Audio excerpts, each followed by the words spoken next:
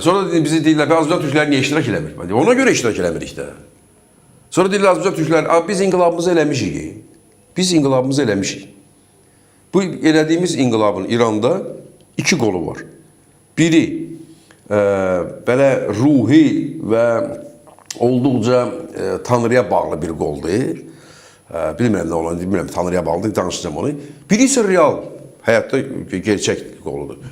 Gəlin belə bir şey deyək. Bax, əgər bütün Azərbaycan türkləri İranda bu həmən ayaqlanmaya qoşulsaydılar, milyonlarla adam, insanlar küçəyə çıxsaydılar, milyonlarla adam, Təbrizdə, Ərdəbildə, Zəncanda, Xoyda, Urmiyada da, çıxırlar, görmüşsünüz, futbol komandasında çıxırlar, adam çıxsaydılar və miting düzəltsəydilər, ən radikal Azərbaycan türkü, onların liderdən biri, çıxıb tribunaya nə deyə bilərdi? Deyə bilərdi ki, babam türk, dədəm türk, nənəm türk, mən türk oğlu türkəm, türk olmağımdan iftixar duyuram və biz Azərbaycan türkləriyik, deyəcəkdi onu, düzdür. O da Pezişkən deyirdi onu. İnqilab elə olurdu, eləmişikdi inqilabı da.